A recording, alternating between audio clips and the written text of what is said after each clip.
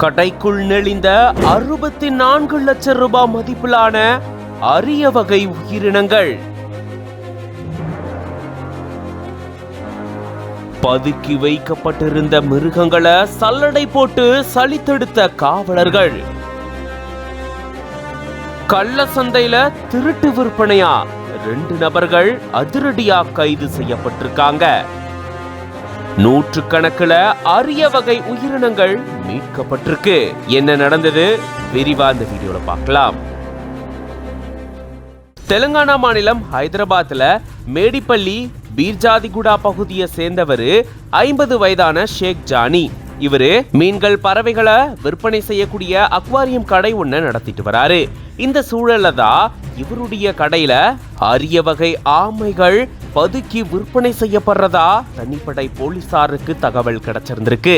அதன்படி போலீசார் இந்த கடைக்கு போயிட்டு சோதனை செஞ்சு பார்க்கும்போதுதான் அங்க நட்சத்திர ஆமைகள், சிவப்பு காது ஸ்லைடர் ஆமைகள்னு இந்த அரிய வகை ஆமைகள் இருந்திருக்காம். அதை தொடர்ந்து பிடிபட்ட ஷேக் ஜானி கிட்ட விசாரணை மேற்கொண்டதுல பழைய மலக்பேட்டை பகுதியை சேர்ந்த MT ராஜ் அப்படின்றவரு தன்னுடைய அக்வாரியம் கடையில இதே போல அரிய வகை ஆமைகளை பதுக்கி வச்சு விற்பனை செஞ்சது தெரிய வந்திருக்காம். அதை தொடர்ந்து சம்பந்தப்பட்ட கடைக்கு போயிட்டு அங்க சோதனை செஞ்சு கிட்டத்தட்ட 64 லட்சம் ரூபாய் மதிப்பிலான 281 நட்சத்திர ஆமைகள், 160 சிவப்பு காதுகள் கொண்ட ஸ்லைடர் ஆமைகள்னு இது எல்லாமே பறிமுதல் செய்யப்பட்டிருக்கு. இது போக 4 செல்போன்களையும் பறிமுதல் செஞ்சிருக்காங்க.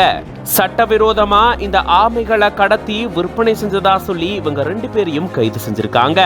மேலும் பிடிபட்ட MD சிராஜ் கிட்ட மேற்கொண்ட விசாரணையில ஆந்திர மாநிலத்தை சேர்ந்த விஜயகுமார் அப்படின்றவர் தான் இவருக்கு ஆமைகளை கொண்டு வந்து கொடுத்ததா தெரிவிச்சிருக்காராம். இது தொடர்பா சம்பந்தப்பட்ட விஜயகுமார போலீசார் தேடிட்டு வராங்க. இந்த சம்பவத்தால பெரும் பரபரப்பு ஏற்பட்டிருக்கு.